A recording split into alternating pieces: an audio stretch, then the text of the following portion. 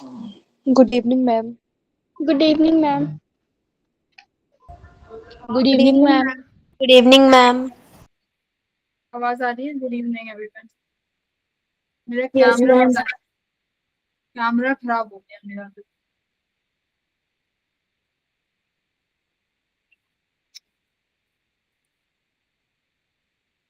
कैसे हो गया ये? हाँ, एक सेकंड देखना जरा।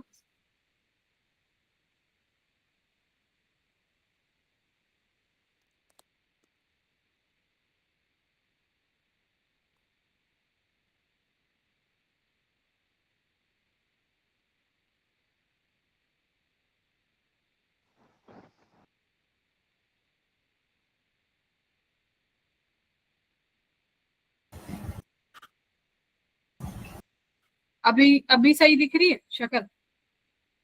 कैमरा अभी तो नहीं दिख रहा, शायद कैमरा इशू है ना, वो लाइटनिंग की वजह से था। पर लैपटॉप फिर भी गया मेरा, मुझे तो लग रहा है लैपटॉप गया।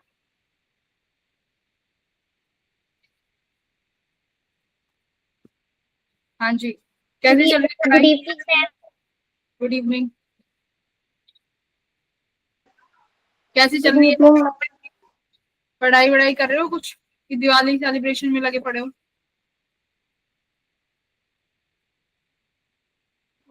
Yes ma'am. Yes ma'am, Diwali में लगे हुए हैं। रैंक वन वालों के पास नो मैम।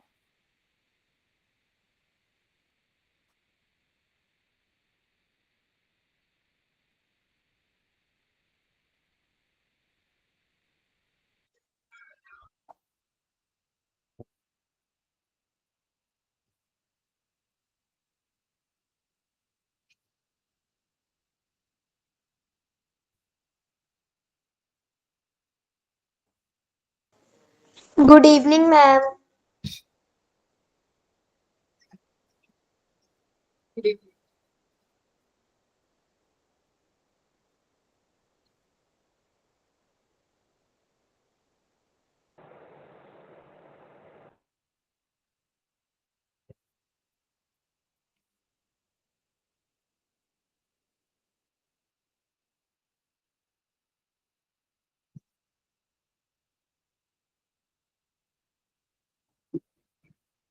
चलो शुरू करते हैं। कॉफी कंप्लीट करते हैं, कॉफी पी ली। सिर में दर्द हो रहा है।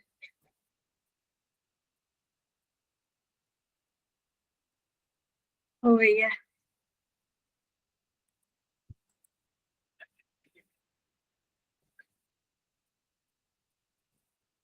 एनएलएम के क्वेश्चन प्रैक्टिस करेंगे। कभी मॉड्यूल उठा के देखा है तुम लोगों ने अपना? मॉड्यूल्स के क्वेश्चन प्रैक्टिस करेंगे आज फ्रॉम एनएलएम।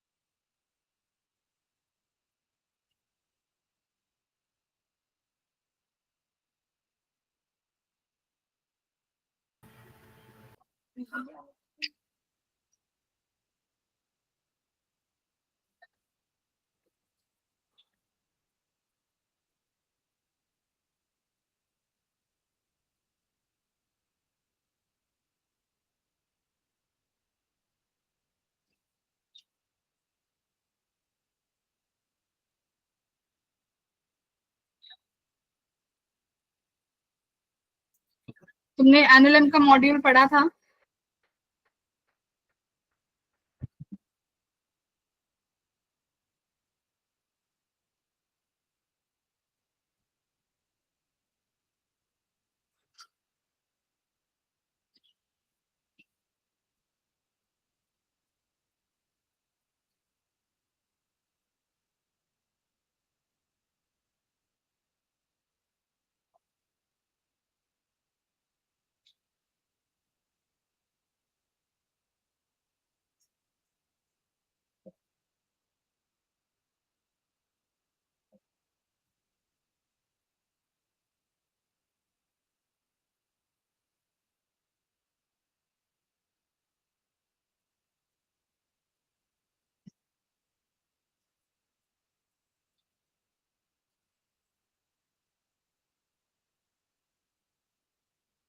ठीक है, क्लास शुरू करते हैं। 5 मिनट या 3 मिनट।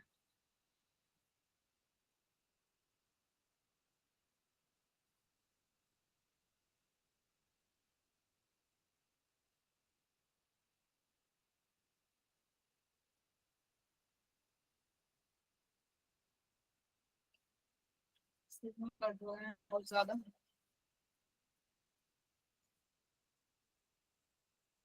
ये तुम्हारा मॉड्यूल है, अगर कभी तुमने ओपन करके देखा हो तो इसके जो सॉल्व्ड एग्जाम्पल है ना, उन्हें जरूर कर लिया करो।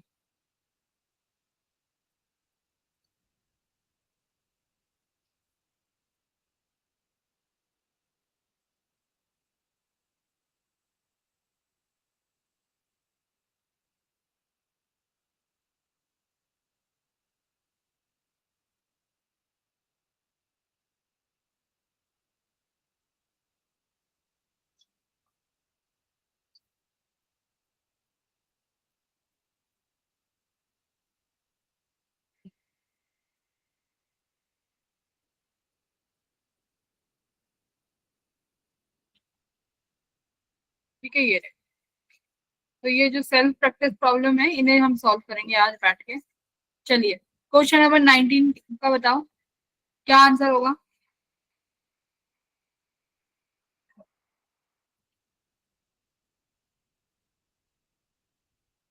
A particle stays at rest as seen in a frame. We can conclude that. क्या conclude कर सकते हो अगर एक पार्टिकल किसी फ्रेम में रेस्ट में है तो?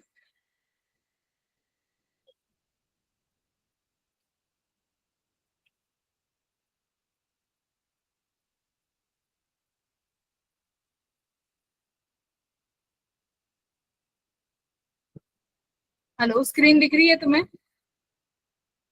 Yes, ma'am. Yes, ma'am. Yes, ma'am. Yes, ma'am. बताओ।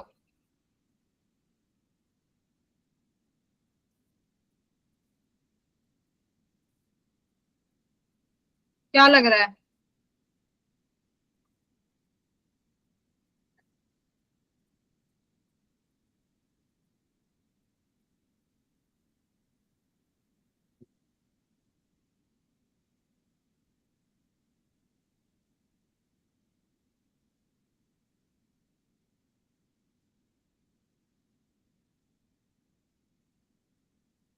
हाँ बोलो।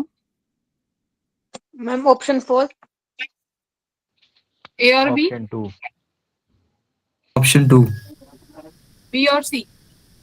देखो, अगर फ्रेम इनर्शियल Yes, है, ma'am. अगर इनर्शियल फ्रेम होगा तो पार्टिकल का रिजल्टेंट फोर्स क्या होना चाहिए? 0 होना चाहिए, तभी फ्रेम, तभी किस पर दिखेगा? रेस्ट में दिखेगा, है ना। तो सी ऑप्शन तो सही है कि अगर पार्टिकल इनर्शियल में है, अगर जो फ्रेम है वो इनर्शियल फ्रेम है। इनर्शियल फ्रेम वो होता है बेटा, या तो यूनिफॉर्म वेलोसिटी से मूव करेगा या वेलोसिटी 0 होगी, उसे बोलते हैं इनर्शियल फ्रेम। ठीक है। नॉन इनर्शियल कैसा फ्रेम होता है? नॉन इनर्शियल फ्रेम होता है एक्सिलरेटेड फ्रेम। जैसे तुम्हारी लिफ्ट होती है, लिफ्ट जो अगर लिफ्ट के फ्रेम में चले जाओगे तो वो कैसा फ्रेम होगा? Non inertial frame. Non inertial frame में फ्रेम खुद कैसा होता है? फ्रेम एक्सिलरेशन होती है फ्रेम के पास। ठीक है। अगर फ्रेम इनर्शियल है तो पार्टिकल पे लगने वाला रिजल्टेंट फोर्स क्या होना चाहिए? 0 होना चाहिए, तभी रेस्ट में देख पाएंगे बात। ठीक है। अगर नॉन इनर्शियल फ्रेम है तो क्या होना चाहिए? और फिर भी पार्टिकल रेस्ट में दिख रहा है, तो नॉन इनर्शियल फ्रेम तो एक्सिलरेटेड है, जैसे तुम्हारी ग्रेविटी, सॉरी तुम्हारी लिफ्ट। अगर लिफ्ट के अंदर का पार्टिकल हमें रेस्ट में दिखाई दे रहा है तो क्या क्या इसका मतलब है? कि रिजल्टेंट फोर्स जो आएगा वो क्या आएगा? नॉन जीरो आएगा, है ना। There should be some net force.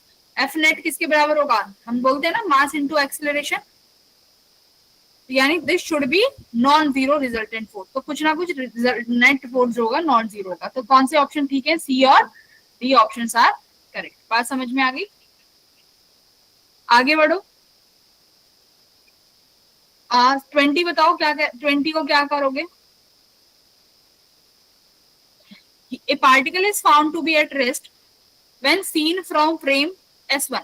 अगर आप किसी पार्टिकल को S1 फ्रेम से देखते हो तो कैसे दिखाई दे रहा है? रेस्ट पे। ठीक है। अगर आप किसी और S2 फ्रेम से देखते हो तो S2 फ्रेम में वो सेम पार्टिकल कैसे दिखाई दे रहा है, कांस्टेंट वेलोसिटी से। तो दोनों फ्रेम का पूछा है कि दोनों फ्रेम कैसे हैं, मैंने अभी तुम्हें बताया है। इनर्शियल फ्रेम की क्या खासियत बताइए, या तो फ्रेम किस में होगा,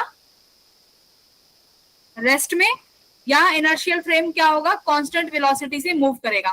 तो दोनों में अगर तुम्हें ऐसा दिखाई दे रहा है, यानी S1 और S2 कैसे फ्रेम होंगे, ये इनर्शियल फ्रेम्स कैसे होंगे बेटा, बोथ आर इनर्शियल फ्रेम। बात समझ में आई?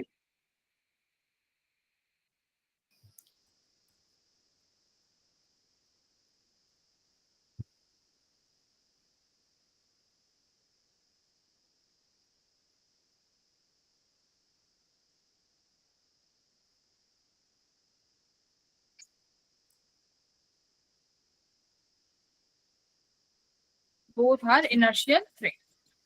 लैपटॉप चार्ज भी नहीं ले रहा क्या ये, तो भाई साहब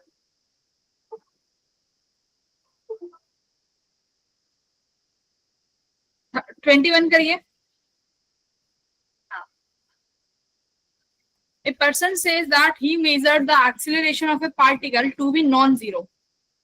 अगर किसी पार्टिकल की एक्सेलरेशन नॉन जीरो आ रही है, मतलब कुछ वैल्यू आ रही है, जबकि उस पर कोई फोर्स भी नहीं लग रहा है उस पार्टिकल पे, while no force was acting on the particle, तो क्या क्या हो सकता है,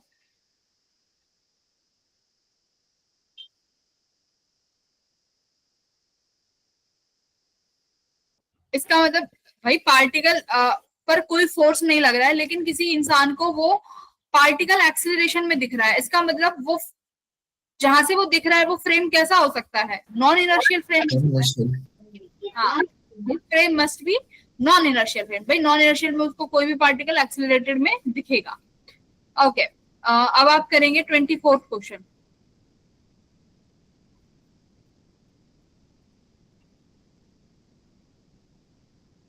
हाँ जी, मैम नॉन इनर्शियल में अगर कोई फोर्स भी नहीं होगी तब भी एक्सेलरेटेड दिखेगा। हाँ वो फ्रेम ही, उसका मतलब है कि वो फ्रेम भी, देखो अगर तुम्हारी लिफ्ट है, अगर आप मान लो ये तुम्हारे पास लिफ्ट है, ठीक है, अब आप यहाँ से, अब आप इस लिफ्ट में से बैठ के देख रहे हो किसी ग्राउंडेड इंसान को, तो लिफ्ट ए एक्सेलरेशन से ऊपर जा रही है, लिफ्ट ए एक्सेलरेशन से ऊपर जा रही है, तो अब तुम कौन से फ्रेम में हो, तुम नॉन इनर्शियल फ्रेम में हो।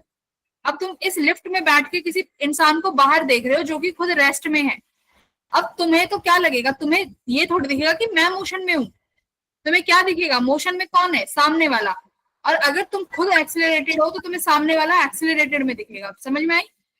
ऐसे यस मैम। इस तरीके से देख रहे हैं। हाँ, जैसे आप लिफ्ट में खड़े होगे किसी बाहर इंसान को देख रहे हो।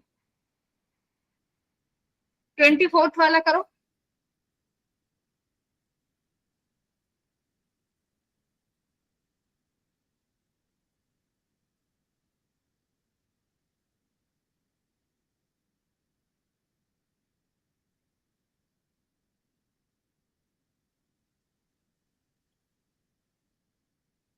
ओहो, आंसर दिख गए।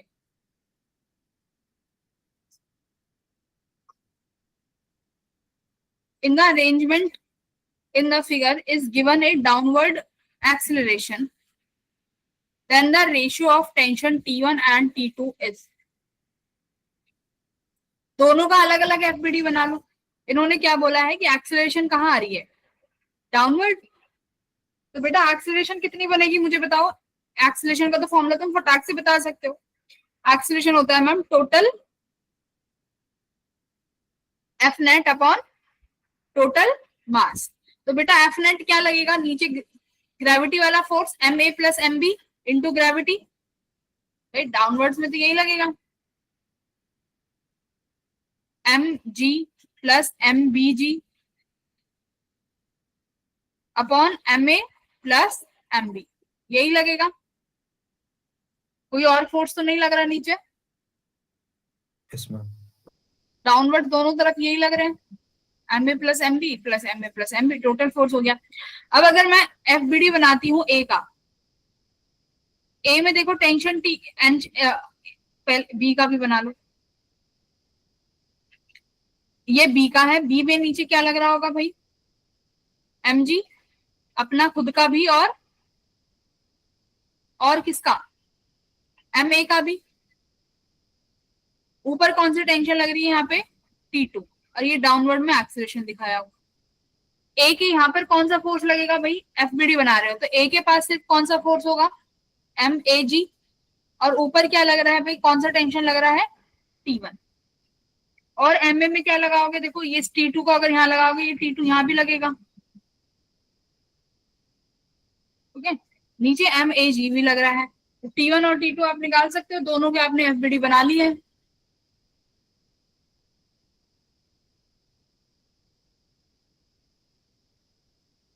दोनों का एफबीडी बना लिया, लगाओ न्यूटन अब, F net equals to MA।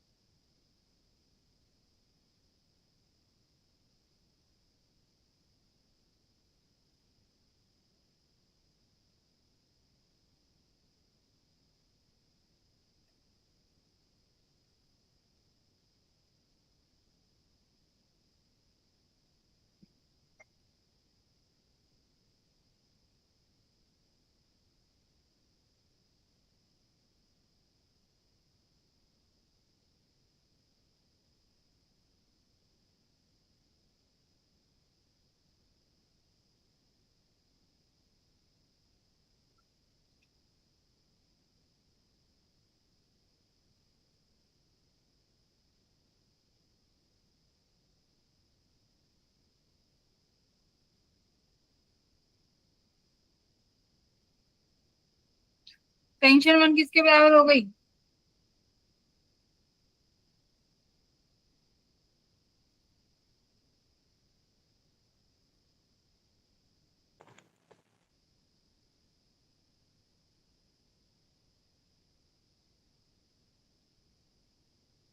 अरे बेटा बी का एफबीडी है, बी के एफबीडी में T2 किसके बराबर है, MBG के। अब जरा उस वाले में देखो, ए वाले में T1 किसके बराबर है, MAG प्लस T2 किसके बराबर हो जाएगी, T2 किसके बराबर है, MBG। ये लो, T1 और T2 का रेशो कर दो, अब T1 और T2 का रेशो कर दो, ऑप्शन है। सारी चीजें तुम्हारे सामने है, T1 upon T2, MA plus MG को कॉमन भी ले सकते हो बाहर। मैम ऑप्शन है। हाँ, MA प्लस MB, T2 किसके बराबर है, सिर्फ MB के बराबर। ये लो, G कॉमन हो जाएगा, कट जाएगा। क्या समझ में नहीं आया इस क्वेश्चन में, एफबीडी बनाना था अलग अलग। बी वाला किसका मास झेलेगा भाई, खुद का। फ्री बॉडी का मतलब होता है कि स्पेशली उसी बॉडी को देखेंगे कि उस बॉडी पर कौन से फोर्सेस लग रहे हैं। तो बी पे सिर्फ कौन सा फोर्स लग रहा है, ऊपर टेंशन, नीचे बी का मास MBG। ए पे कौन सा फोर्स लगेगा भाई, ए पे ऊपर टेंशन, नीचे उसका मास। लेकिन अगर ये टेंशन T2 लग रही है तो यहाँ पे ए पे टेंशन, भाई यहाँ पे नीचे भी तो लगेगी T2 ए वाले पे। तो बस तुमने, इसका मतलब T1 इन दोनों के एडिशन के बराबर है, हो गया। एक्सीलरेशन का फैक्टर इसलिए ले रहे हैं क्योंकि दोनों सेम एक्सीलरेशन से आएंगे, तो वो अलग रिमूव भी हो जाएगा। क्या कर रहे हो मेरा बेटा, चलो करिए। Problem number 3, the breaking strength of the string connecting the wall and the block B is 175 newton. मतलब जो ये वाली स्ट्रिंग है, इसमें अगर टेंशन 175 से ज्यादा हो गई तो ये स्ट्रिंग टूट जाएगी, क्योंकि इसका ब्रेकिंग स्ट्रेंथ कितना है, 175 न्यूटन का। मतलब अगर इसमें फोर्स 175 से ज्यादा होगी तो ये रस्सी बीच में से टूट जाएगी। ये कह रहा है कि आप ए ब्लॉक का वो वाला मास बताइए जिसमें ये सिस्टम स्टेशनरी रहे, और ब्लॉक बी का जो वेट है वो कितना दिया हुआ है, 70 न्यूटन। मतलब ये 70 केजी का मास है, ठीक है। ब्लॉक बी, ए का मास आपको निकालना है, system should be in equilibrium. करिए, इजी क्वेश्चन है, कर दो फटाफट।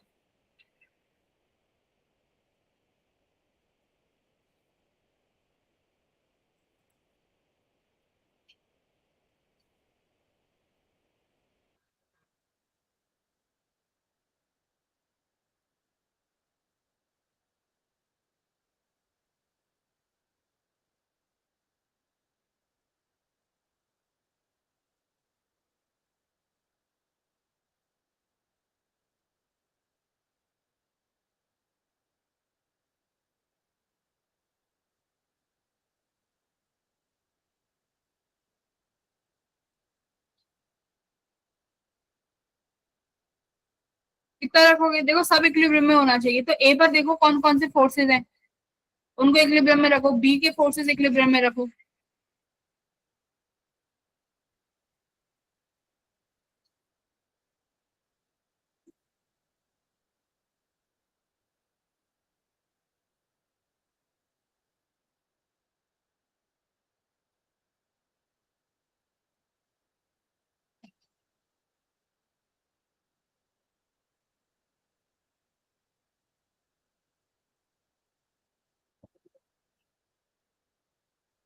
बेटा ए पे कौन कौन से फोर्सेज लग रहे हैं? ए पे क्या लगेगा? एक तो डाउनवर्ड्स में mg लग रहा होगा, इसका खुद का फोर्स। ऊपर क्या लगेगी? sin 30 कोई टेंशन लगेगी, ठीक है। यही टेंशन किसके बराबर हो जाएगी? ए के mg के बराबर, बैलेंस रखना है। एक यहाँ पर भी कोई रस्सी लगी हुई है, स्ट्रिंग T2, ये वाला कौन सा कंपोनेंट होगा T2 का? cos 30 degree. एक ऐसे लगेगा ऊपर, कौन सा? T2 sin sin 30 30 degree.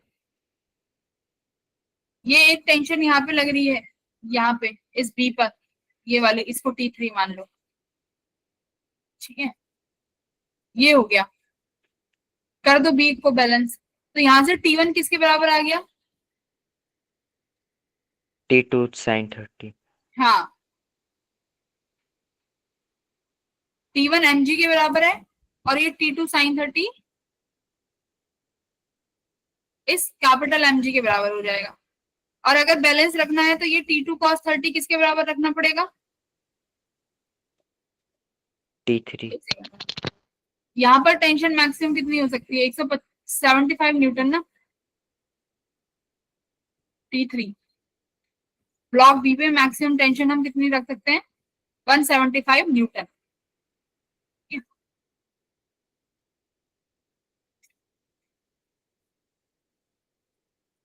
तो ए ब्लॉक का देखो, T2 cos 30 को फिर किसके बराबर करोगे? ये T cos 30 डिग्री, ये किसके बराबर होना चाहिए?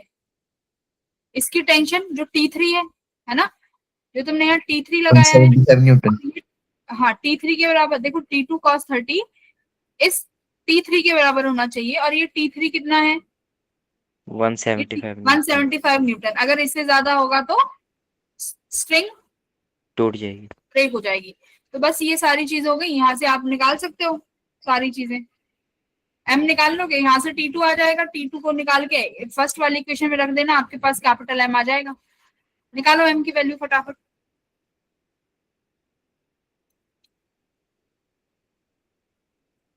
मैम इसको रिपीट कर दो एक बार। बताओ कहां से रिपीट? ये फोर्स से समझ में आ गई मैंने क्या बनाया है? देखो, पहले मैंने ये मैम यहाँ पे जो मैम यहाँ पे आपने T2 sin theta is equal to mg minus T1 नहीं हो सकता है? अरे नहीं नहीं, ना ना ना ना बेटा, ये T1 तो मैंने अपने समझ के लिए लगाया है ना। देखो ये वाला mg जो आपका ब्लॉक ए है, ये डाउनवर्ड में mg से खींच रहा है, ठीक है। mg से खींच रहा है, यानी इस ए ब्लॉक की जो ऊपर टेंशन होगी वो किसके बराबर हो जाएगी? सारी की सारी mg के बराबर। ये सारी टेंशन mg के बराबर हो गई। तो इसका मतलब जो ये वाला पॉइंट यहाँ होगा, इस पॉइंट का नाम देते हैं, इस पर एक ऐसे लग रहा है, देखो T2 cos 30, ध्यान से देखो, ऊपर तुमने एक टेंशन बनाया क्या? T2 sin 30 degree. यहाँ पर लटका हुआ है आपका एक ब्लॉक, करेक्ट। ये एक ब्लॉक लटका हुआ है ना, जिसका नीचे mg है। अब यही टेंशन तो ऊपर जा रही है T2 वाली। तो ये जो मैंने यहाँ बनाई है टेंशन, ये तो तुम्हें समझाने के लिए बनाई है, अब मत बनाओ, ये सेम ही टेंशन है, ठीक है। तो इसलिए T2 sin 30 डिग्री डायरेक्ट किसके बराबर होगा? mg के बराबर होगा, बीच में कुछ नहीं होगा। बात समझ में आ गई? कर लोगे? Yes ma'am.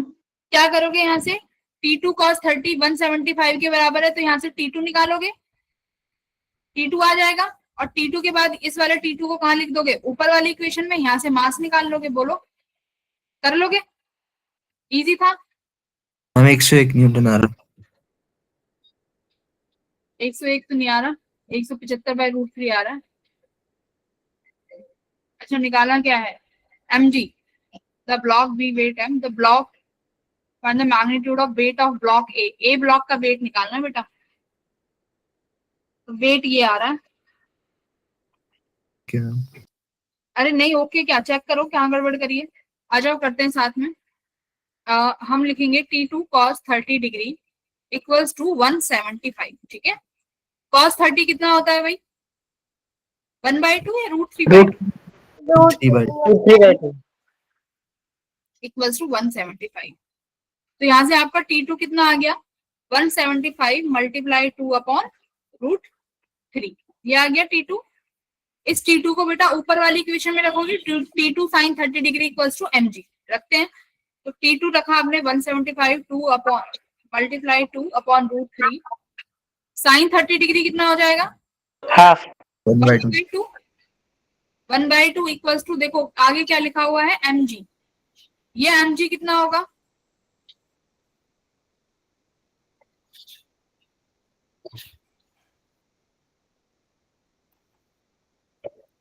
कैपिटल mg के, जो हमें फाइंड करना है ना, कैपिटल mg करेक्ट है। देखो वहां लिखा हुआ है mg, करो सॉल्व इसको। ये 2 से 2 कट गया, कैपिटल mg किसके बराबर आया? 175/√3 के। तो ये mg ही किसके बराबर होगा? पूरा वेट। तो वेट ही पूछ रहा था वो। ये आंसर है। क्या गड़बड़ कर रहे थे आप लोग? मैम वो √3 से डिवाइड करके 101 आ गया अप्रोक्सीमेट। अच्छा, तुमने √3 से डिवाइड कर दिया। Got it। ठीक है, तो ये यहाँ पे तो बेटा बस फोर्सेस बैलेंस करनी है, इन वाले क्वेश्चन में तो गड़बड़ नहीं होनी चाहिए। आ जाओ आगे बढ़ो। ये वाला क्वेश्चन अप्लाई, ये वाला करो, क्वेश्चन नंबर 4 अच्छा क्वेश्चन है, प्रॉब्लम। आ जाओ साथ में करते हैं। क्या कह रहा है कि दो ब्लॉक हैं जिसका मास 0.2 है, दूसरे का 0.3 है, हैंग करते हैं वन अंडर द अदर, जैसे यहाँ पे दिखाया हुआ है। ठीक है, एक के नीचे एक को ऐसे हैंग किया हुआ है, M1 और M2। अब कह रहा है कि आप टेंशन निकालो स्ट्रिंग में। कब? If the blocks are at rest, अगर दोनों ब्लॉक्स किस में है? रेस्ट में है। तो पहले बेटा अगर दोनों रेस्ट में है तो टेंशन निकालो। चलो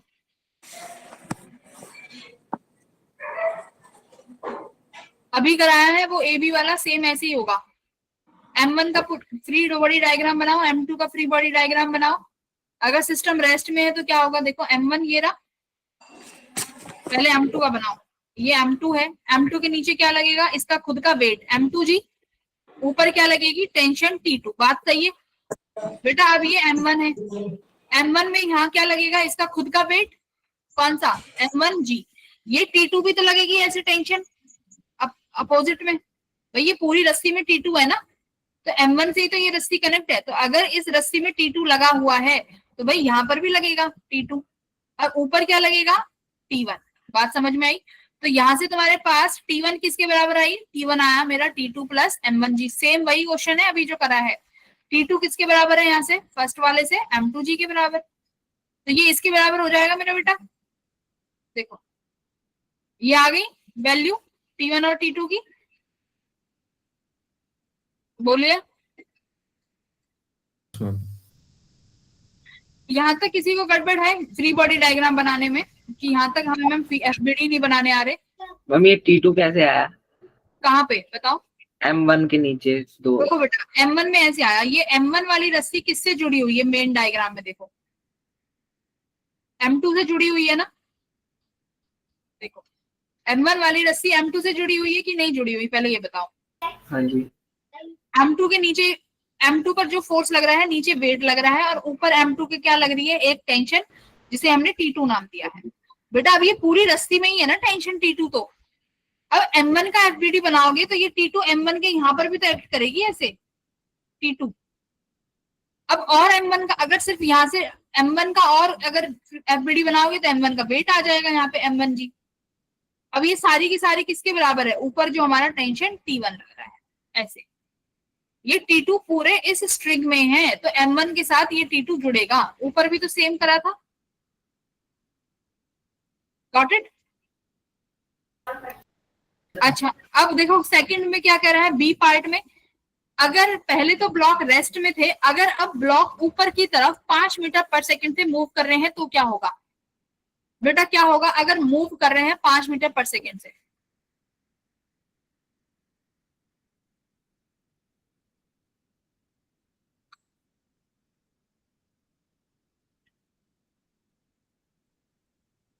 एक्सेलरेशन तो अभी भी नहीं आई, एक्सेलरेशन तो नहीं है ना, मूव कर रहे हैं किसी स्पीड से, तो यानी यहाँ पर हमारे पास अभी भी एफ नेट 0 है।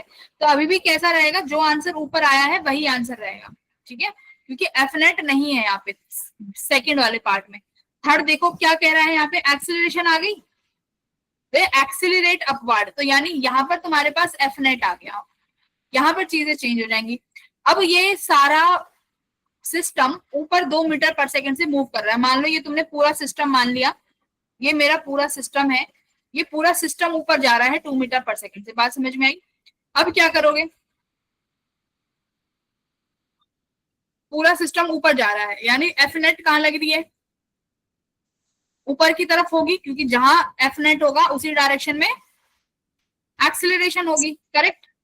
तो यानी सारा का सिस्टम ऊपर जा रहा है जिसका एफ नेट दे दिया, तो हम यहाँ से एक्सेलरेशन ऑलरेडी दी हुई है 2 मीटर पर सेकेंड, तो क्या T1 T2 नहीं निकाल सकते?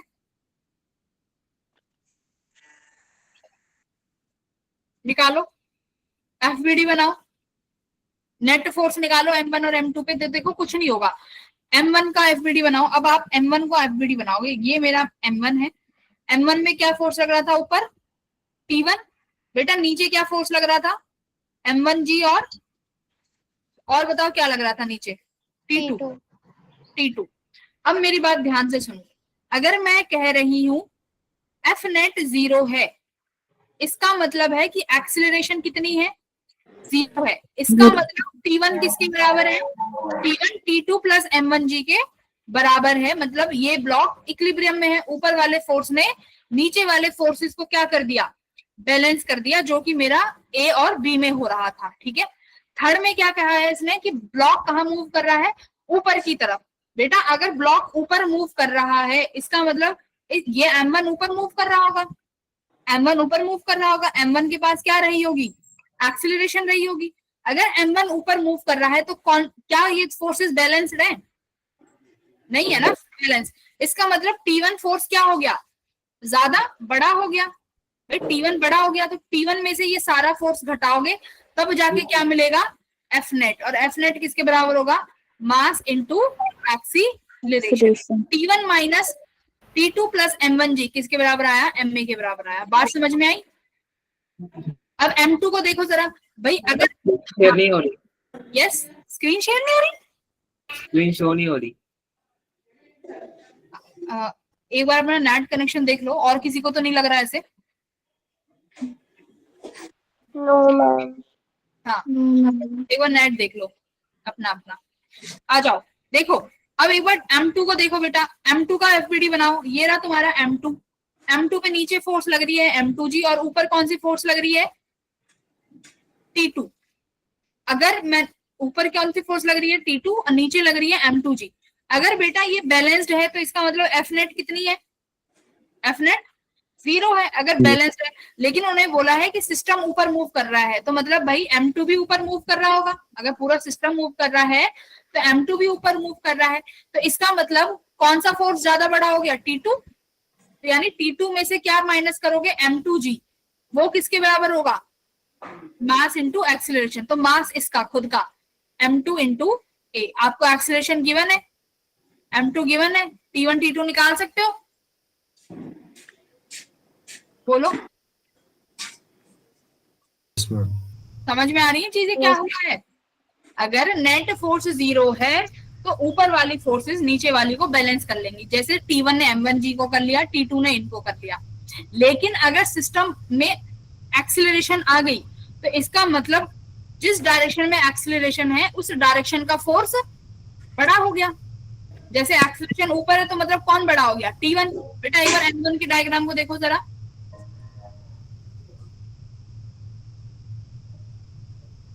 जरा ये डायग्राम देखो जो मैंने अभी हाईलाइट किया है। यहाँ एक्सीलरेशन कहाँ है बेटा, एक्सीलरेशन कहाँ है यहाँ पे, सब सो गए क्लास में, अपवर्ड। तो इसका मतलब कौन सा फोर्स बड़ा होगा, T1। T1 अगर एक्सीलरेशन नीचे, अगर एक्सीलरेशन डाउनवर्ड हो जाएगी तो कौन बड़ा हो जाएगा, T2। अकेला T2 थोड़ी है। T2 plus M1 जी। हाँ, T2 plus M1. हाँ T2 प्लस M1G। तो यानी अगर एक्सेलरेशन नीचे है तो नीचे वाले फोर्सेस बड़े हैं, तो नीचे दोनों फोर्स ऐड हो रहे हैं, T2 प्लस M1G। ये दोनों का एडिशन किससे बड़ा हो जाएगा? T1 से। बात समझ में आ गई? तो डाउनवर्ड एक्सेलरेशन में क्या लिखोगे? T2 plus M1G minus T1। बात समझ में आ गई? वो किसके बराबर होगा? F net equals to ma, तो मास इंटू एक्सीलरेशन। बताओ समझ में आया कि नहीं आया? Yes, ma'am. हाँ, Yes, अगर ma'am. आ गया तो जरा सी और डी करो फटाफट से। सी और डी में मुझे टेंशन बताओ कितनी है। चलो सी और डी केस में मुझे दोनों में T1 T2 बताओ फटाफट।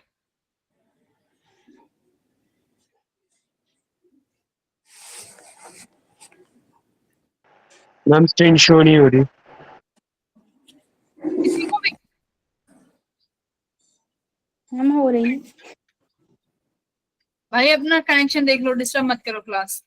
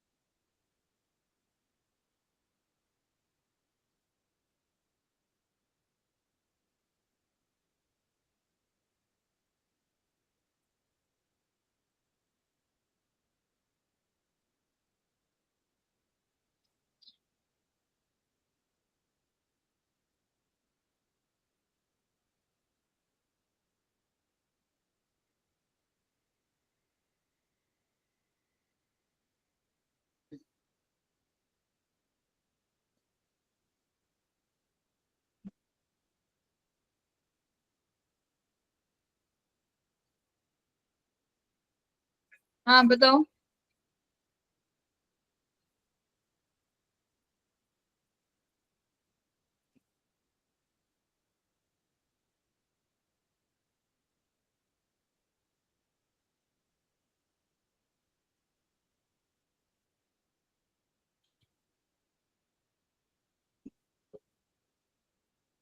हम T1 5।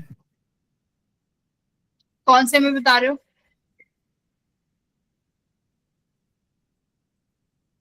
कौन सा वाला बता रहे हो? सी और डी? C सी में क्या आया है? T1। 5। T2 आया है भाई 3.6 और T1 आया है 6। एक्सेलरेशन 2 दिया हुआ है तुम्हें। F1 FBD बना रखा है तुम्हारी स्क्रीन में। इससे ज्यादा और चीटिंग क्या करोगे तुम? ये लो, इक्वेशंस तक लिख के दे दी है। ये इक्वेशंस में वैल्यू रखनी है बस T1 T2 की। ये लो, ये रही तुम्हारे सामने सारी चीजें। डी में T2 2.4 आ रहा है। 2.4 कैसे आ रहा है भाई? इसमें तो 3.6 मैम दिया डी हुआ में, है। मैम डी में। अच्छा डी में कह रहे हो? Yes ma'am. डी में, हाँ डी में T2 2.4 आ रहा है, सही है। T1 4 आ जाएगा फिर, है ना?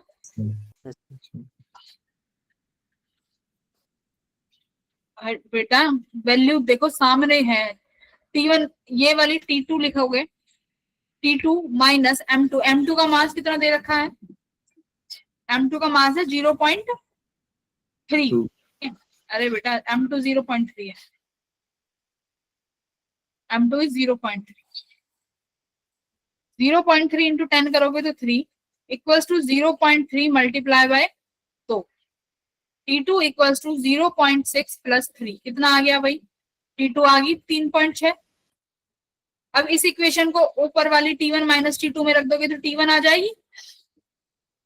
बस इतना करना था। क्या कर रहे हो बच्चों? सारी स्क्रीन पे फॉर्मूले लिखे हुए हैं तब भी गड़बड़ कर रहे हो। पल्ले नहीं पड़ रही फिजिक्स?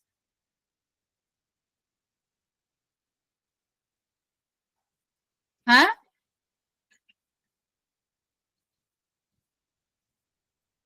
बोलो। अच्छा बताना किस किस को नहीं समझ में आ रहा है एक बार।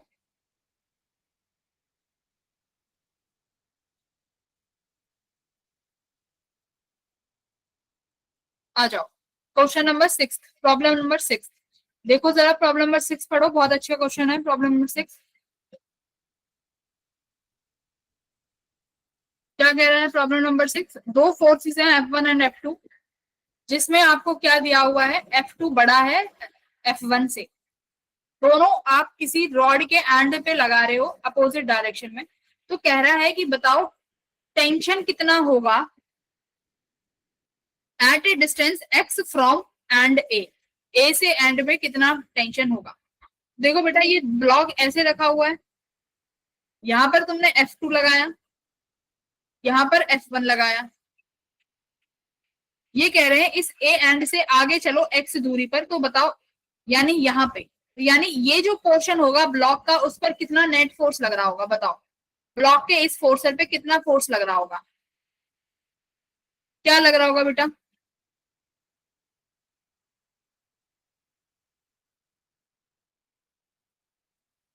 टेंशन लगेगी रॉड में,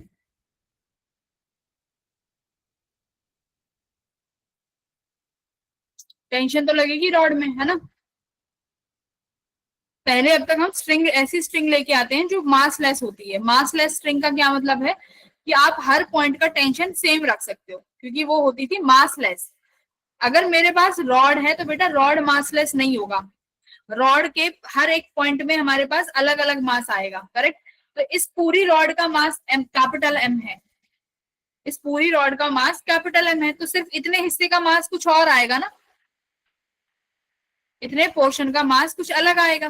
तो यानी इस पोर्शन में जो टेंशन होगी वो कुछ अलग होगी। तो कैसे निकालोगे टेंशन? स्क्रीन पर भी दिखी हुई है,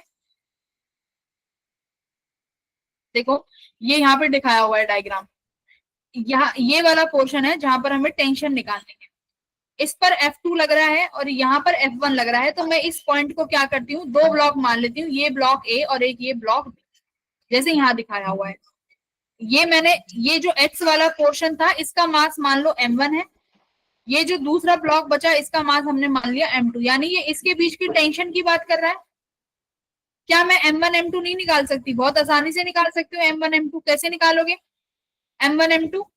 भाई अगर टोटल मास कब था, जब डिस्टेंस कितनी थी L, तो मास पर यूनिट लेंथ क्या हो जाएगा M/L।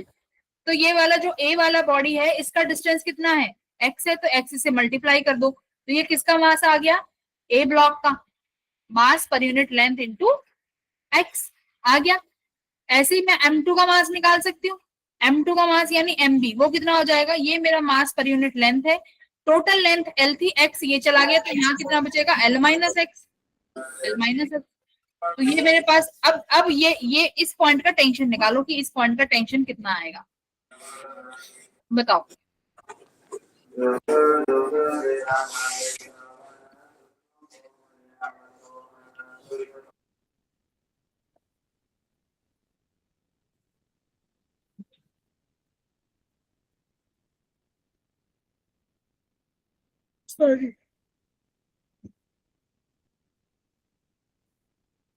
इतना समझ में आया कि ये ब्लॉक अलग अलग कैसे होंगे?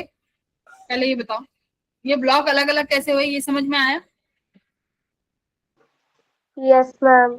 देखो यहाँ पर बेटा ये एक रॉड है, यस मैम। रॉड का मास कैपिटल M है, तो यहाँ पर अगर मैं इस पॉइंट की बात करूंगी, यहाँ पर कुछ अलग टेंशन आएगी, इस पॉइंट पर कुछ अलग टेंशन आएगी, इस पॉइंट पर कुछ अलग टेंशन आएगी, क्योंकि यहाँ पर डिफरेंट डिफरेंट मास है, हर पॉइंट का मास लेस थोड़ी है, ये मास है यहाँ पे।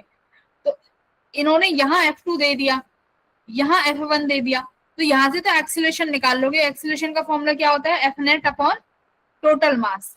तो F नेट कितना हो जाएगा भाई, F2 माइनस F2 इधर लग रहा है, F1 अपोजिट डायरेक्शन में लग रहा है, अपॉन में टोटल मास। टोटल मास क्या होगा, इस रॉड का मास तुमने मान लिया कैपिटल M, इस रॉड की तुमने लेंथ मान ली L। अब देखो इसने जिस पॉइंट पे बोला है कि इस पॉइंट पे बताओ कितनी टेंशन लगेगी, ये पॉइंट जो है यहाँ से X डिस्टेंस की दूरी पर है, तो यानी मान लो कि ये मेरा ब्लॉक A है जिसका मास M1 है, और ये ब्लॉक सेकेंड है जिसका मास M2 है।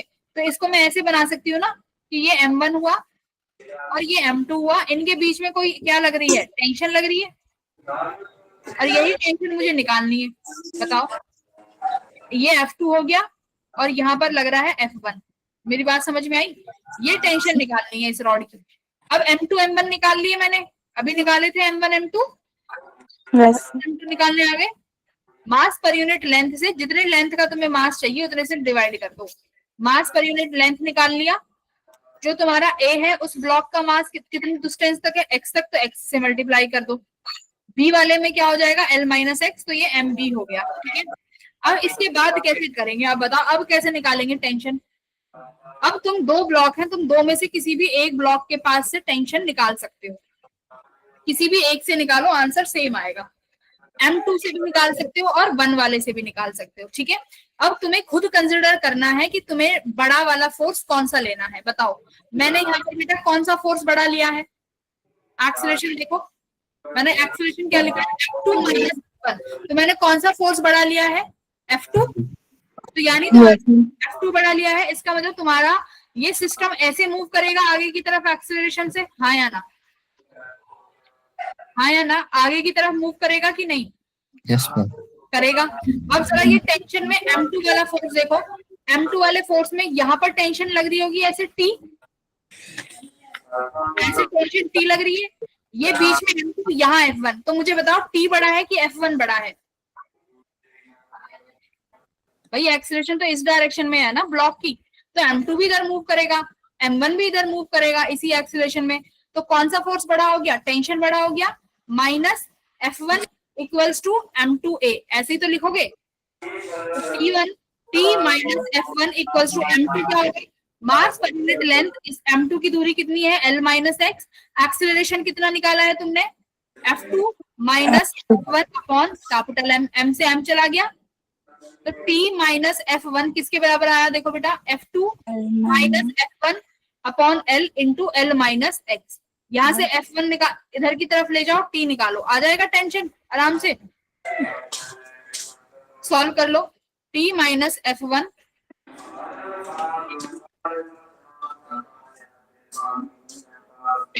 L माइनस एक्स को लिखना चाहो तो लिख लेना, इसके यहाँ ले जाओ, प्लस F1 हो जाएगा, इसके बराबर आ जाएगा टेंशन F2 अपॉन L।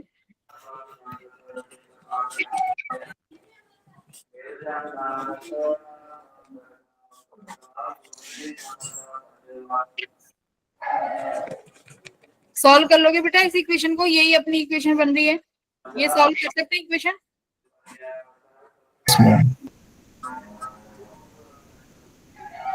इस इक्वेशन को सॉल्व करोगे तो you will get final value जो यहाँ पे लिखी हुई है।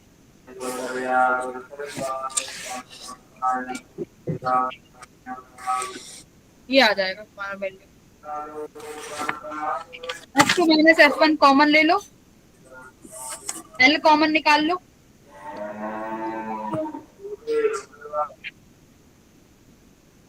या L अंदर मल्टीप्लाई कर दो, तो ये इक्वेशन बनेगी। बताओ अब ये इतना किसको समझ में आया कि ये इक्वेशन कैसे बनाई जाएगी, जो मैंने ये इक्वेशन हाईलाइट करी है, ये इक्वेशन किसको बनानी आ गई। इसके बाद तो फिर कैलकुलेशन, कॉन्सेप्ट यहीं तक था। बताओ ये कैलकुलेशन किसको बनानी आई है यहाँ तक, बताओ भाई, ये इक्वेशन बनानी आई है कि नहीं आई है।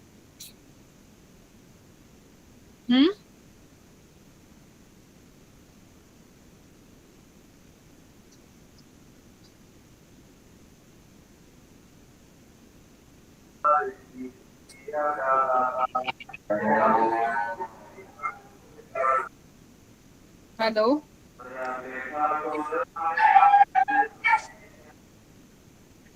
किसका माइक ऑन है, ये माइक म्यूट करो अपना, क्लास में निकालो।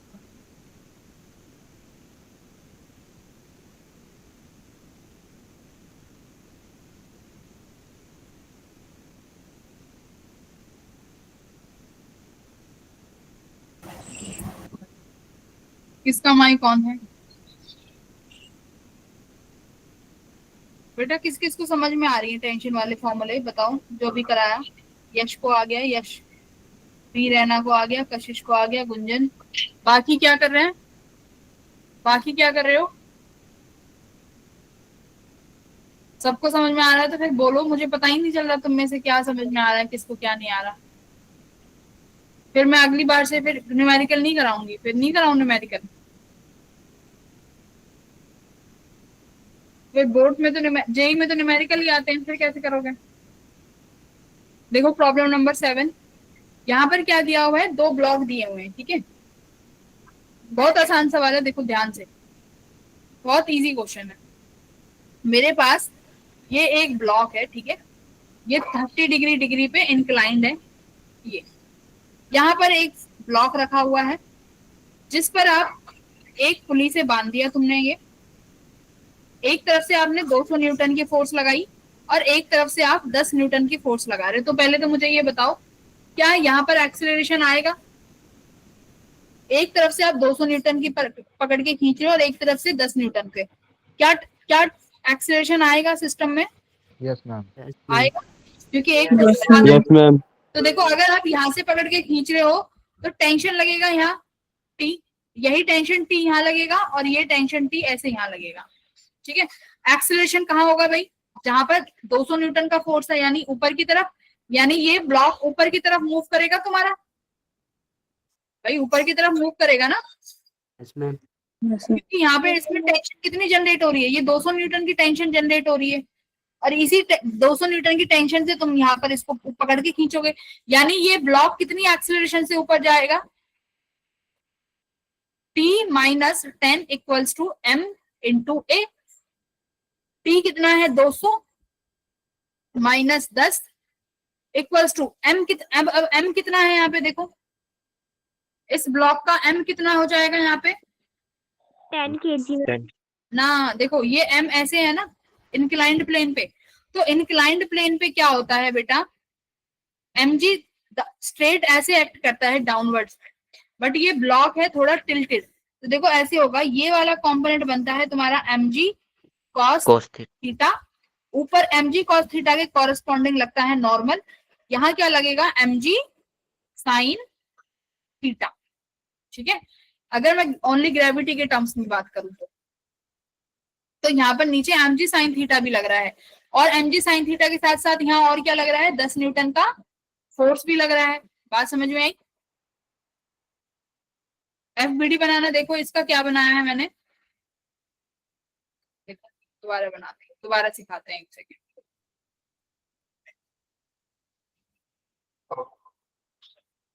दोबारा सीख, ये तुमने नहीं सीखा होगा ना।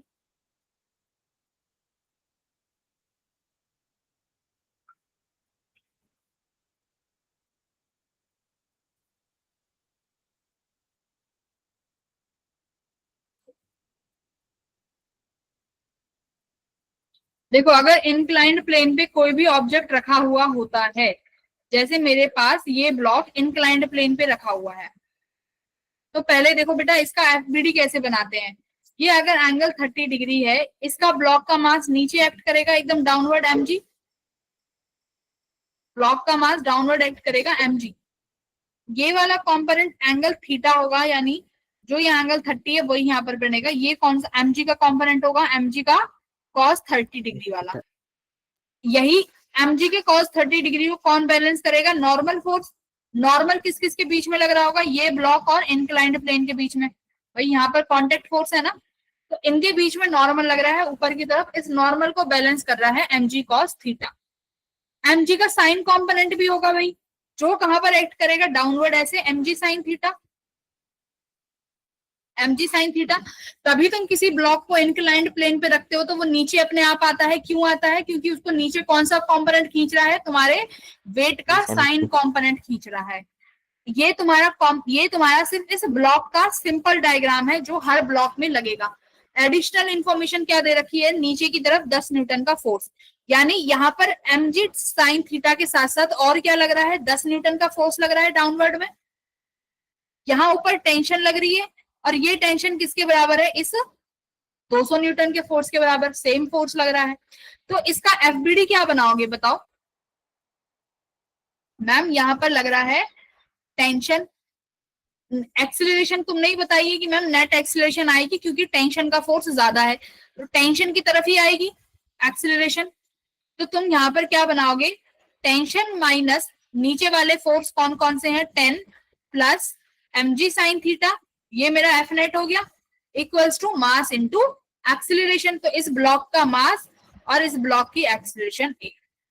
टेंशन कितना है 200 माइनस का 10 प्लस क्या मुझे ब्लॉक का मास दिया हुआ है 10 किलो दिया हुआ है, ग्रेविटी 10 हो जाएगी, साइन 30 कितना हो जाएगा 1/2 equals to mass of block 10 into a. क्या एक्सीलरेशन आ नहीं सकती यहां से फटाफट? Yes ma'am. 10 ये 60 हो जाएगा इक्वल्स टू 10a। तो 140 इक्वल्स टू 10a, एक्सीलरेशन आ गया 40। तो ये चीज यहाँ पर तुम्हें एफबीडी बनाना है। इसका मतलब उन ब्लॉक के टोटल फोर्स देखो क्या क्या लग रहा है। तो mg साइन थीटा तो लगेगा ही लगेगा, due to inclined plane 10 newton लग रहा है, ऊपर टेंशन लगेगी। तो जहां वाला फोर्स ज्यादा वहां एक्सीलरेशन ज्यादा।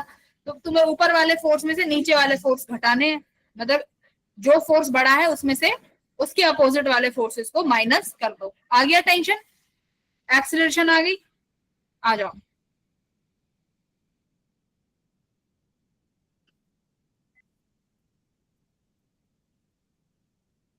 आगे देखो क्या कह रहा है, क्वेश्चन पढ़ो, क्वेश्चन नंबर 8 पढ़ो क्या कह रहा है। एक इंसान का वेट 60 किलो है, वो बेटा एक वेइंग मशीन में खड़ा होता है जिस ऑफ मास 5 kg। उस वेइंग मशीन का खुद का मास कितना है 5 किलो का, ग्राउंड पे रखी हुई है। एक दूसरी आइडेंटिकल वेइंग मशीन है जो कि उसके सर पे रखी हुई है। उस इंसान के सर पर तुमने एक और मशीन रख दी जिसके ऊपर तुमने 50 किलो का, देखो कर दी ना बेकार बात, 60 किलो का आदमी 50 किलो का मास कैसे उठा सकता है।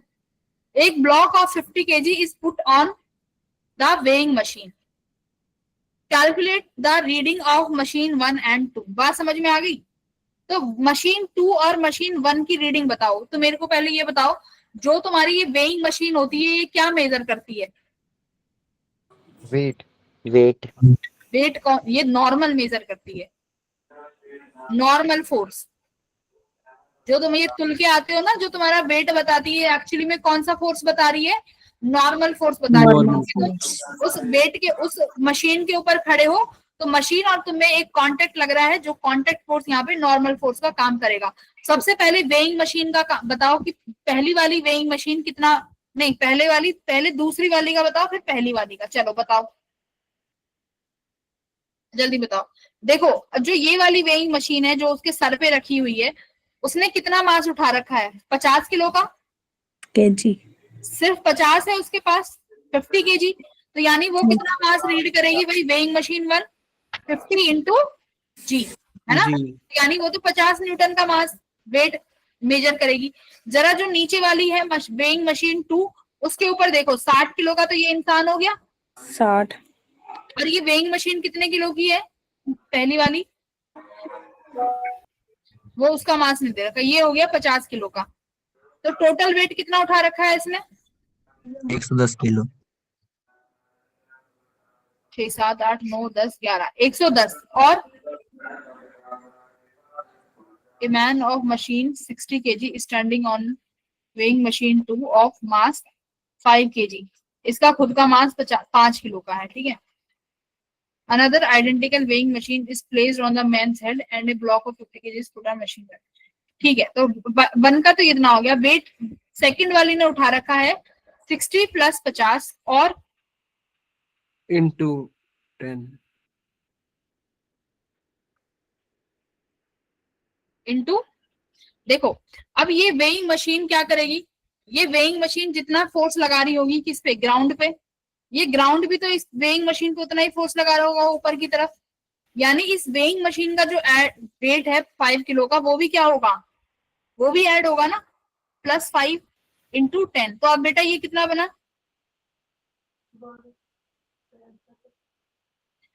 6 और 5 115 1150 115 इंटू 10 तो कितना आया 1150। पहले ये बताओ कि मैं सब ये समझ में आया 5 किलो का वेट क्यों ऐड किया है मैंने। देखो ये तुम्हारी वेइंग मशीन है 1, ये इस फ्लोर पे रखी हुई है, क्या करेगी, इसका खुद का मास है 5 किलो का, यानी ये इस पर नॉर्मल नीचे लगाएगी। यानी तुम्हारी वेइंग मशीन किस पर फोर्स लगा रही है, ग्राउंड पर लगा रही है। तुम्हारी वेइंग मशीन ग्राउंड पर नॉर्मल का फोर्स लगा रही है कितना, क्योंकि उसके पास 5 kg का फोर्स का वेट है, तो तुम्हारा ग्राउंड भी इस वेइंग मशीन पर इतना ही फोर्स लगाएगा ऊपर की तरफ। तो ये इसको नाम क्या देते हैं, इसको नॉर्मल 1 दे देते हैं। जो ये नॉर्मल 1 किसकी वजह से आया है, ड्यू टू वेइंग मशीन के वेट की वजह से। अब इसके ऊपर क्या खड़ा हो गया भाई, एक इंसान आगे खड़ा हो गया जो खुद कितने किलो का है, 60 kg का है। अब ये 60 kg आदमी इस ग्राउंड पे फिर एक नॉर्मल फोर्स लगाएगा कितना, N2, जिसे तुम 60 बोल रहे हो। ये ग्राउंड फिर इतना ही फोर्स ऊपर लगाएगी, N2। तो देखो टोटल फोर्स वेइंग मशीन कितना दिखा रही है, N1 प्लस N2 दिखा रही है। और ऊपर फिर 50 किलो का मास और है, वो उसका अलग नॉर्मल ऐड हो जाएगा टोटल। तो ये टोटल नॉर्मल ऐड करोगे N1, N2 और N3। तो ये वेइंग मशीन का मास, इसे मत खा जाना। तभी कहते हो ना आप, सुनो मेरी बात, जब वेट को मेजर करने जाते हो तभी तो कहते हो कि शायद इस मशीन का भी खुद का अपना वेट होगा। कहते हैं ना कि मशीन का खुद का भी वेट होगा। तो मशीन अपने खुद का भी वेट दिखाती है। क्यों दिखाती है, क्योंकि तुम्हारी वेइंग मशीन नॉर्मल मेजर करती है, ठीक है, नॉर्मल मेजर करके देती है। तो उसका जितना खुद का मास होगा तुम उतने ही मोटे दिखाई दोगे, मतलब वो तुम्हारा उतना वजन ज्यादा बताएगी। हाँ जी बताओ। मैम जो उसने मशीन रखी हुई सर पे, उसका मास नहीं ऐड करेंगे? उस मशीन का मास नहीं आ रहा ना, दिया ही नहीं है इसमें। कहाँ बोला है कि वेइंग मशीन 1 के पास मास है? मैम उसने बोला सेम आइडेंटिकल, बोला नहीं है? एक सेकेंड, सेम आइडेंटिकल। तो ये 50 टोटल किसके बराबर बनेगा, 55 के बराबर बना ना फिर। एक सेकेंड, हाँ। तो 60 प्लस 60, फिर तो ये 120 हो जाएगा। नॉर्मल ऐड नहीं होगा इस वेइंग मशीन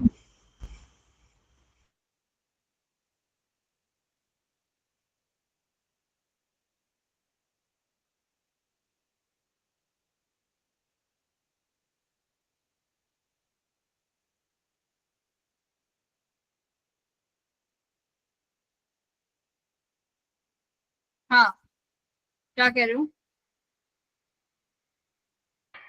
मैम हमने इसमें 10 मल्टीप्लाई क्यों किया? बेटा वेट है ना, तो मास इनटू ग्रेविटी तो करोगे। ये 10 का मतलब है ग्रेविटी की वैल्यू mg। वेट का मतलब क्या होता है, mg।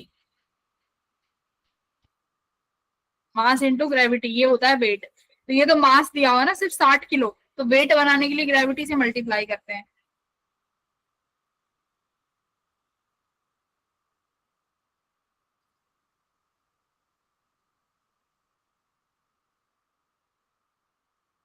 मैम नॉर्मल तो वैसे भी कैंसिल आउट ही हो जाएगा। किसका? N1।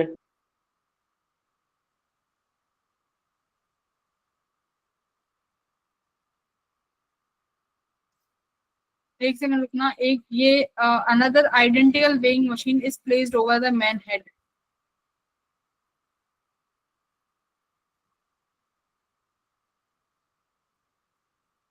इस मैन के सिर पे भी तो फिर 55 किलो का मास होगा।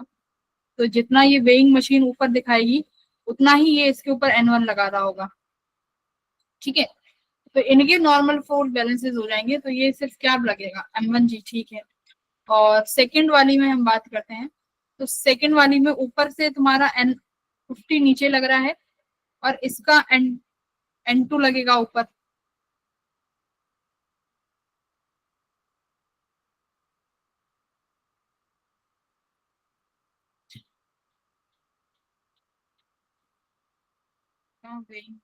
ये वेइंग मशीन है, इसका खुद का 5 किलो का मास है। ये ग्राउंड पे जितना ये कितना 60 है ना, 60 के लिए तो ये इतना ही लगा देगी। M1G कितना हो जाएगा, 60 प्लस 60, ठीक है। देखो भाई क्या कह रहे हो तुम, जो ऊपर वाले के लिए कह रहे हो कि ऊपर वाले का तुमने क्या ऐड नहीं किया, हमने ऊपर वाले का हमने नॉर्मल में इस वेइंग मशीन का 5 किलो ऐड क्यों नहीं किया। देखो ये जो ऊपर वाली वेइंग मशीन है इस पे ऊपर 50 kg लगा हुआ है और नीचे इस खुद वेइंग मशीन का मास है। तो जितना ये 50 kg इस पर नॉर्मल एक्सर्ट करेगा, ये तुम्हारी मशीन भी उसके ऊपर उतना ही नॉर्मल एक्सर्ट करेगी। तो यहाँ नॉर्मल नॉर्मल फोर्स क्या हो गए, बैलेंस आउट हो गए। तो नीचे टोटल क्या लगेगा, टोटल लगेगा m1g।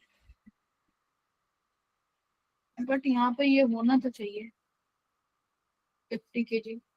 एक बार इसको यहाँ पर ना एक बार डिस्कस करेंगे इसको एक बार, कि ये 50 वाला क्यों नहीं दिया अगली क्लास में, है ना। ये हमने यहाँ पर ये वाला लेना तो चाहिए था भाई, ये तो सही है, मैंने तो ये मिस कर दिया था आइडेंटिकल वाला पोर्शन। 500 न्यूटन क्यों लिया है।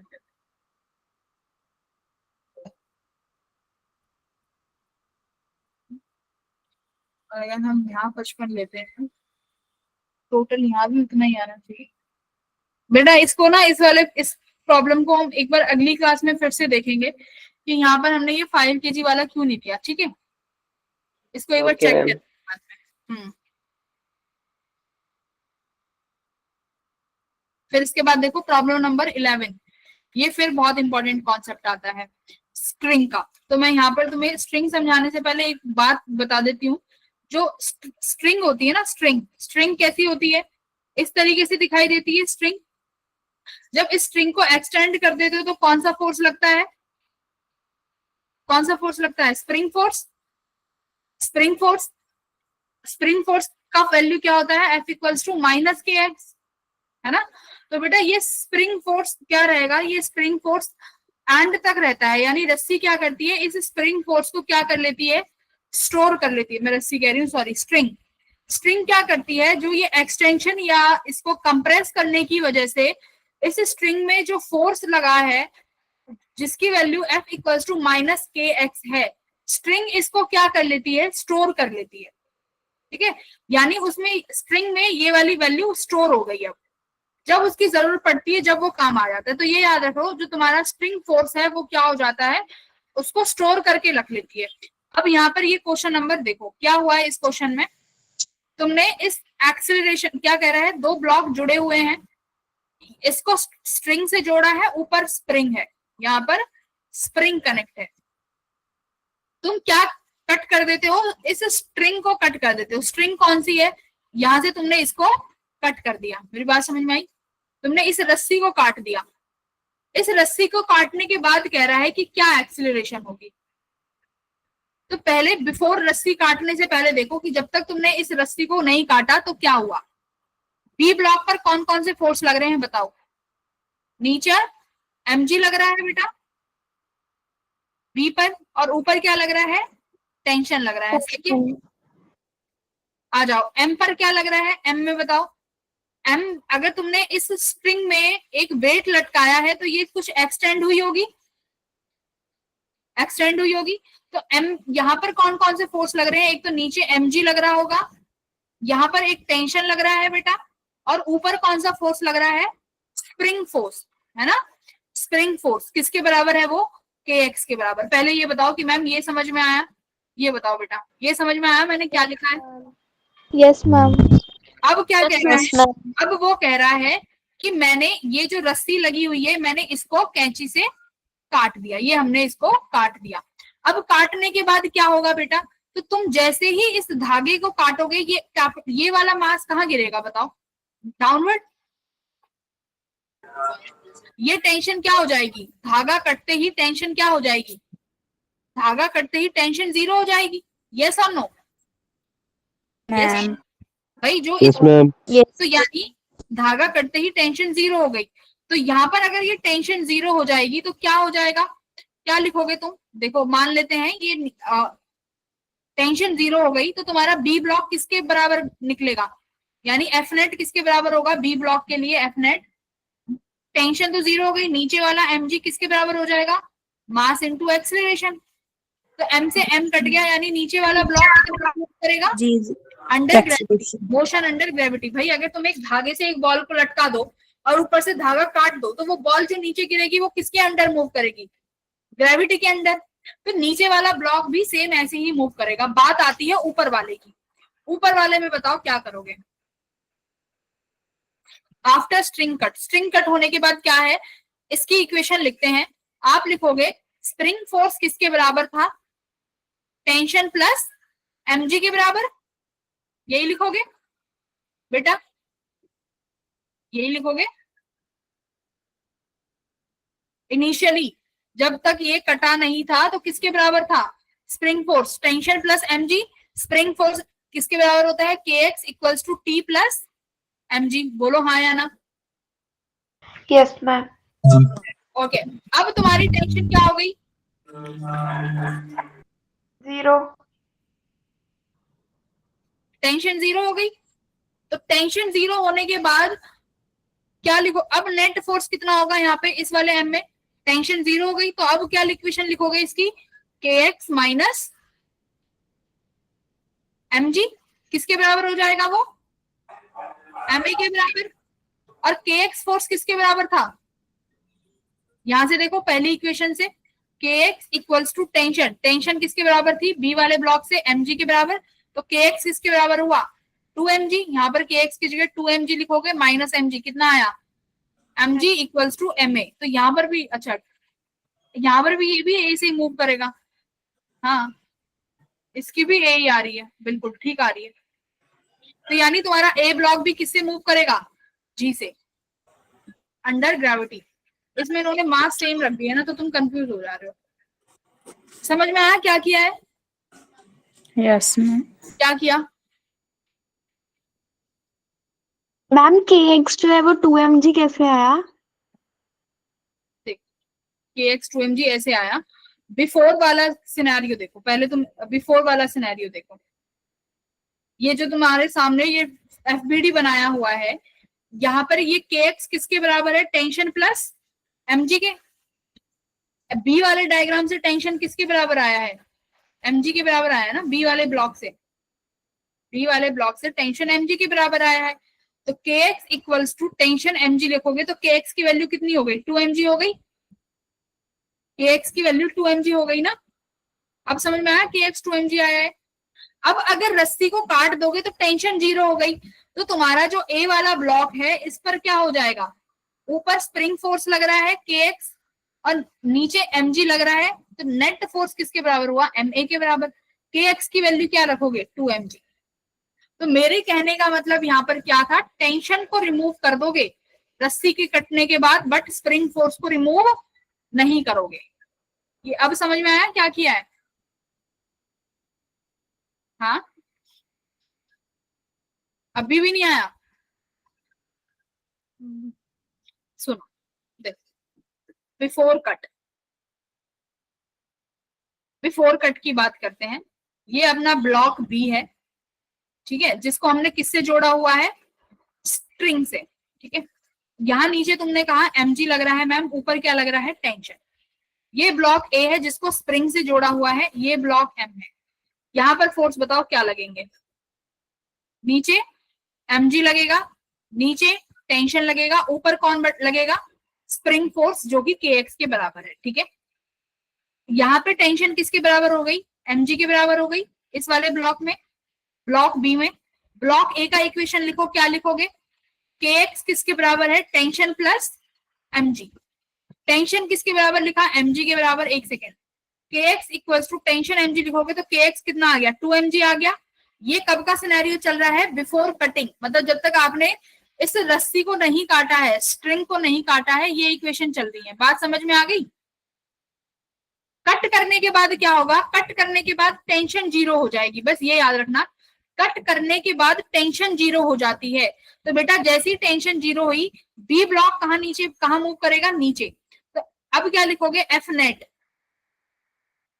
ऑफ बी ब्लॉक कितना होगा? M A equals to M ji.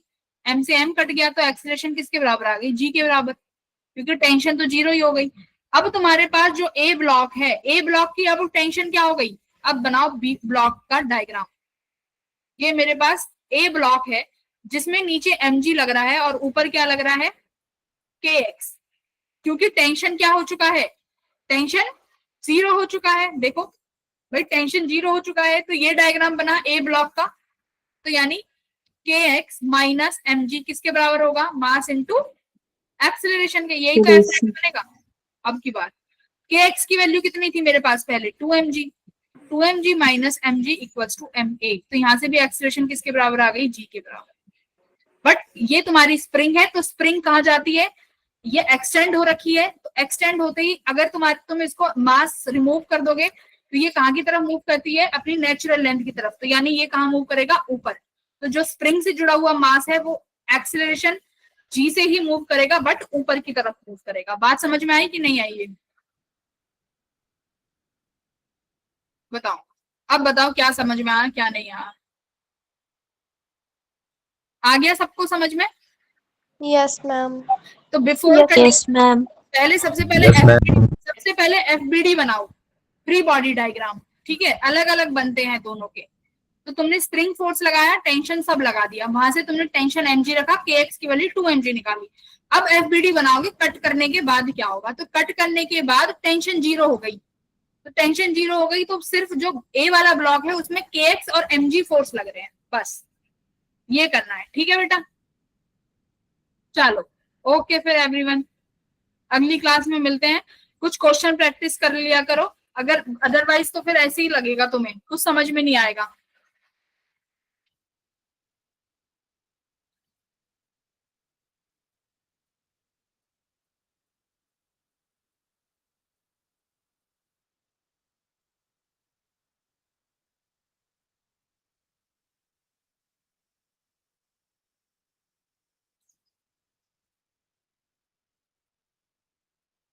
Twenty 29 to 37।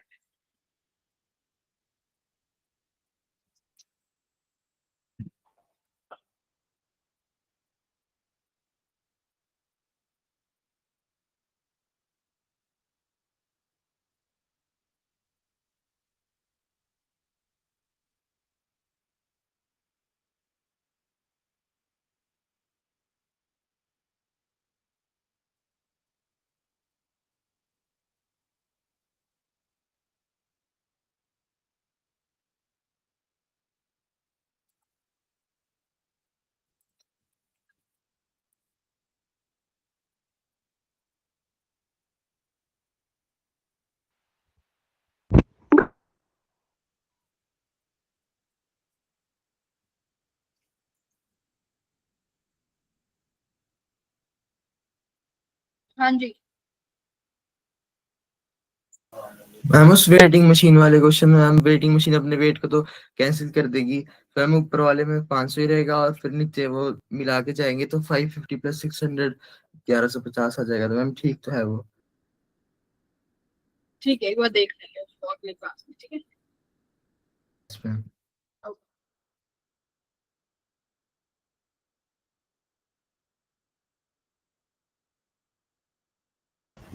Self practice कर लिया करो, अदरवाइज बेटा क्लास में नहीं समझ में आएगा। ये फिजिक्स है, मैं तुम्हें सिर्फ 1 घंटे पढ़ाती हूँ, उसके बाद